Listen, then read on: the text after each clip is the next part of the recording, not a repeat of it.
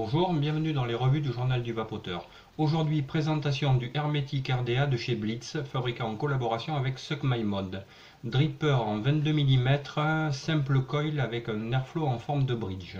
Je commencerai cette revue par le contenu de la boîte, ensuite je vous montrerai le dripper en détail et on regardera ses caractéristiques. Je réaliserai le montage et pour finir je vous donnerai mon ressenti sur ce dripper. Allez, on passe en gros plan.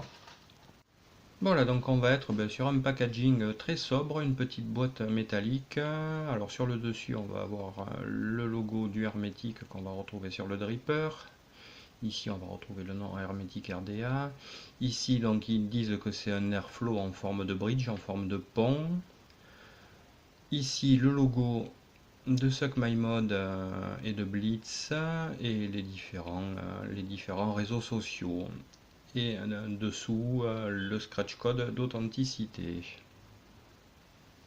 Dans la boîte, le dripper qu'on verra après, je vais le mettre là, et sous la mousse. Donc on va avoir une petite clé estampillée Blitz qui va nous permettre de visser le poste central, et une pochette de spare avec à l'intérieur, je ne vais pas tout déballer, un deuxième clamp en céramique de remplacement. On va avoir une deuxième vis pour visser ce clamp.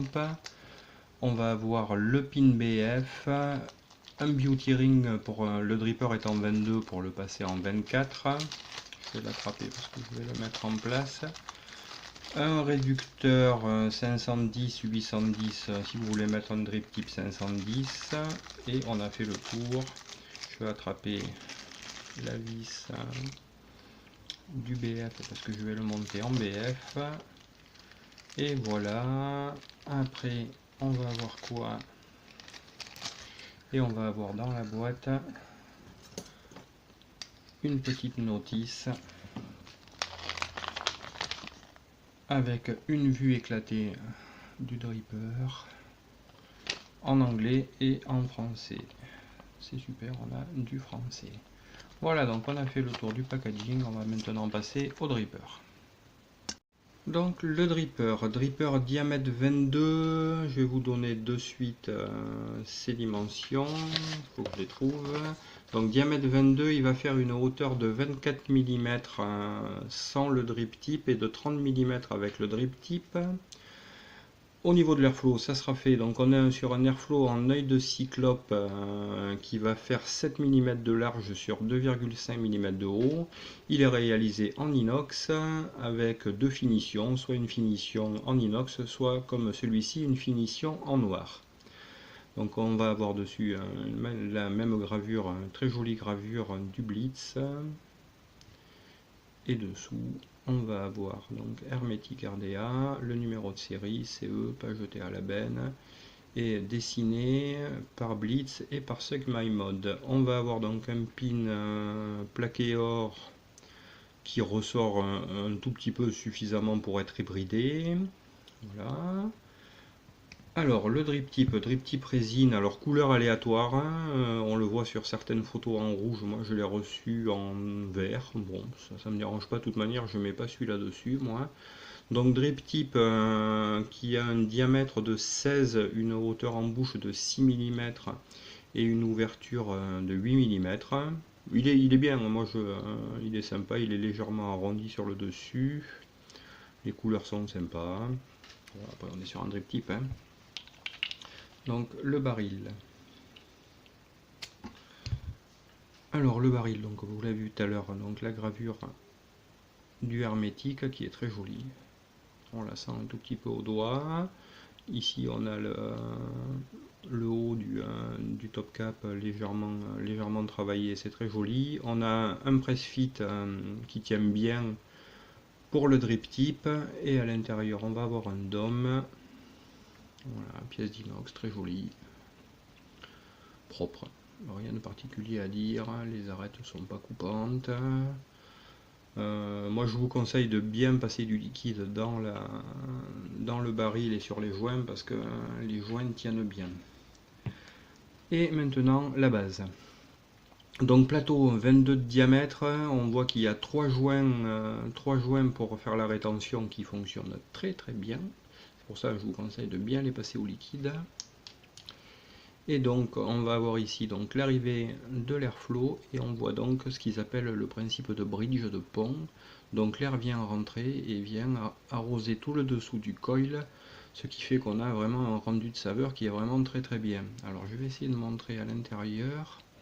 On va voir, je vais essayer de passer ici, c'est l'arrivée du skunk, et en dessous on va avoir pour que le liquide, si on vient par dripper, pour que le liquide s'écoule par l'airflow et vienne couler par en dessous, ce qui fait qu'il n'y a aucun problème au niveau des remontées de liquide.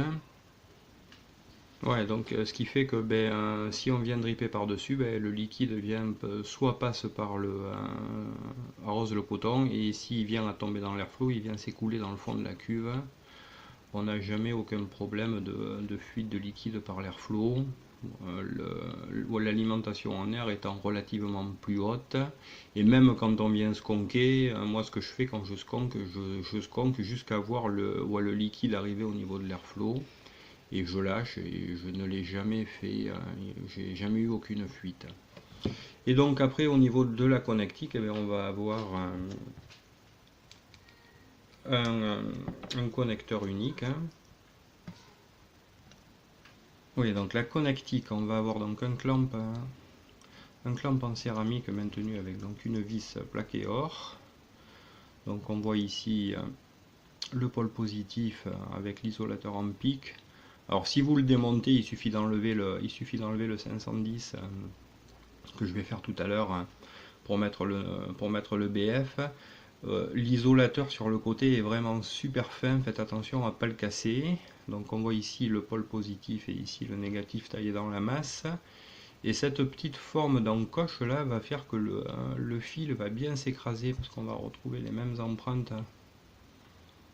On va retrouver la même empreinte, c'est pas évident à voir sur du blanc, sur la céramique, ce qui fait que le fil va être bien maintenu et ne va pas bouger.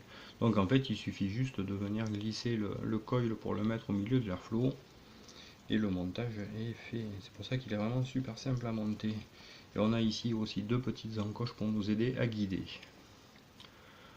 Voilà, donc la cuve est relativement profonde. Et donc les trois joints de rétention font vraiment leur job et ça tient vraiment bien. Donc pour changer le pin, rien de plus simple, on vient juste dévisser le pin non BF.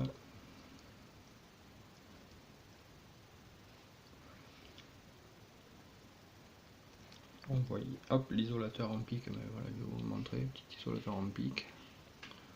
Donc il suffit juste de venir remettre le pin BF, de venir le serrer. Voilà. Donc maintenant on va passer au montage. Alors pour le montage, j'ai fait un coil en fuse Clapton 2x26-36, j'ai fait 5 tours sur un axe de 3 mm. Voilà, j'ai même pas cherché à cambrer les pattes, donc c'est vraiment tout simple. On vient juste lever le clamp en céramique, essayer de me mettre bien dans le champ tant qu'à faire. Voilà, on vient juste lever le clamp, passer les pattes dessous. Bon, la caméra c'est jamais évident à faire. Voilà, donc on va essayer de chercher à centrer son coil.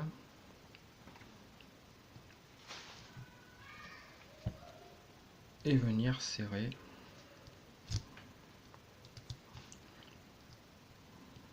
Bon, c'est très facile à faire, là c'est vrai qu'avec la caméra c'est moins évident, mais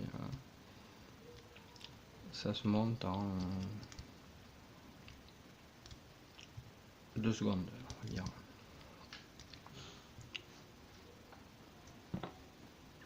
Voilà, je vais...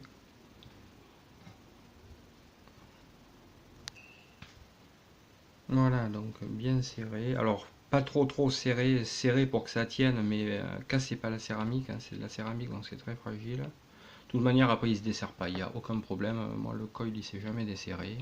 Et voilà, on a fini le montage. Hein. On va appuyer un petit peu. Voilà ce que ça vient de donner. Essayer d'avoir une mise au point. Voilà, on est bien centré au niveau de l'airflow. Voilà, peut-être le pousser un tout petit peu pour qu'il soit bien centré. Et voilà, et là on a fini, juste remettre un petit coup de serrage pour s'assurer. Voilà, là il est bien serré. On vient couper les pattes, alors pareil pour couper les pattes. On a énormément de place entre le bord du plateau. Donc couper les pattes. Et voilà, le montage est terminé, on va le stabiliser. Alors pour la stabilisation, je me suis mis sur une box.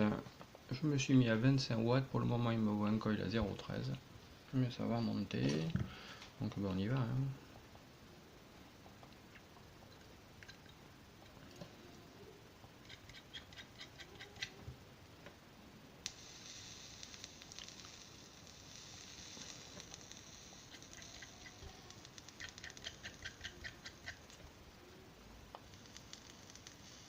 Voilà, ça commence à venir.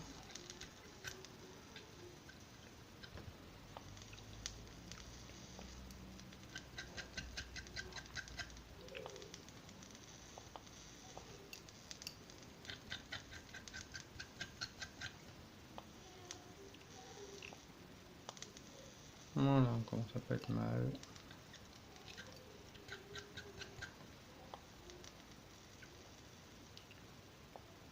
Voilà, donc là je suis à combien? Je me retrouve à 0,30, je vais monter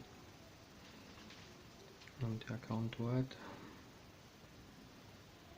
Pas trop le secouer sans liquide dedans. Voilà, donc le coil. Ah, j'ai un petit point chaud ici.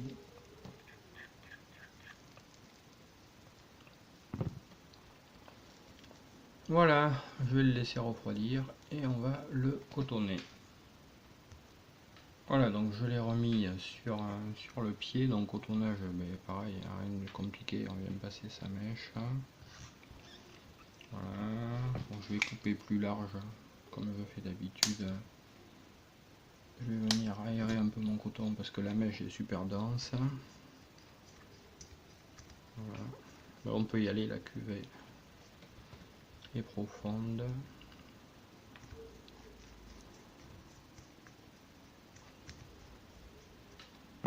Voilà, donc moi je coupe au niveau du joint du bas. Essayer de couper proprement tant qu'à faire.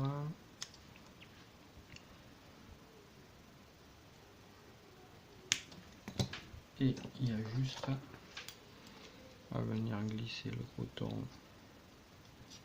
dans la cuve.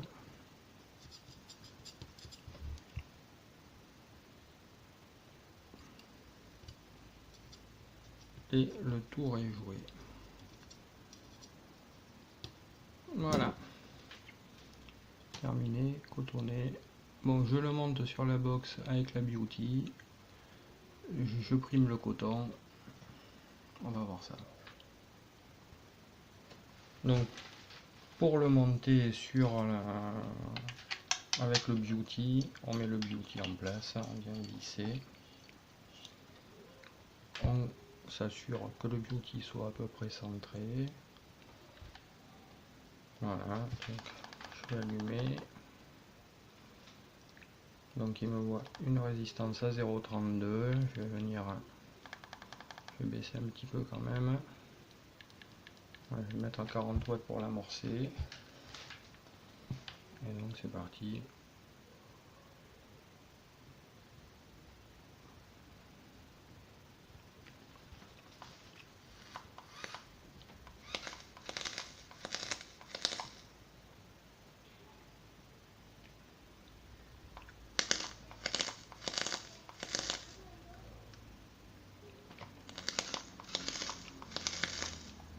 Voilà, donc on est amorcé. Alors je vais en profiter. Alors pour le remettre, donc je vais mettre un petit peu de liquide sur les joints. Bien que là les joints commencent à s'être faits, c'est quand même plus facile. Voilà, donc là j'ai l'airflow ouvert à fond et moi ce que je fais, je le mets comme ça. Voilà, je ferme un tout petit peu l'airflow comme ça je vous montre. Je n'aurais pas besoin de le montrer en gros plan. Et moi je lui mets pas le drip type d'origine. je lui mets le drip tip du recurve. Voilà, ce qui fait qu'on a, je vais essayer de dézoomer peut-être, tout bêtement. Voilà. Je vais monter à 50 watts, 52 watts. Allez, on se retrouve sur un plan large, je vous donne mon ressenti. Voilà, donc on revient. Donc j'ai monté le hermétique, je suis à 52 watts, mon coil est à 0,32. Je vous ai montré tout à l'heure comment j'ouvrais l'airflow, quasiment à fond, quoi.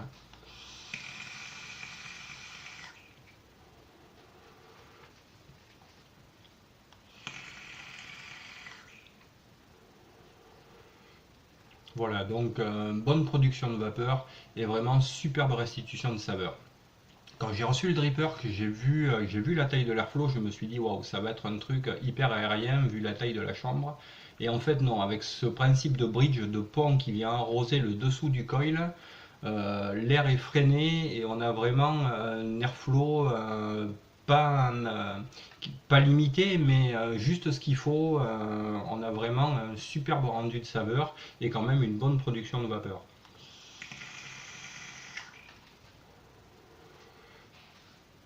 Donc que dire d'autre?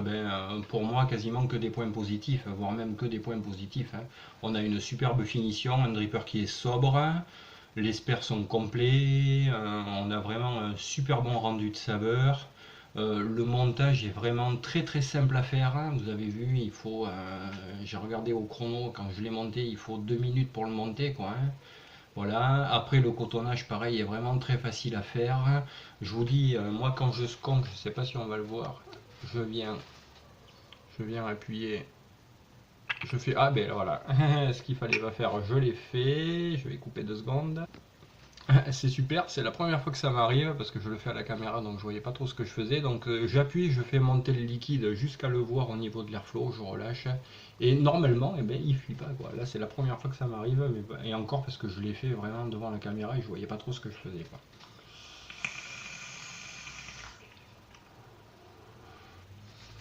Voilà, après les joints tiennent vraiment bien, donc je vous conseille de vraiment bien les passer au liquide et de mettre aussi un petit peu de liquide dans le baril. Mais autrement, c'est un dripper vraiment pour le prix. Il faut compter environ une trentaine d'euros. C'est vraiment un dripper de très bonne qualité, bien fini, qui fonctionne très très bien. Voilà, j'espère que cette revue vous aura intéressé. Je vous invite à vous abonner aux revues du Journal du Vapoteur, où vous trouvez comme ça des revues de matériel et des revues de montage et des revues de liquide. Je vous souhaite une bonne fin de journée et une bonne vape. Au revoir.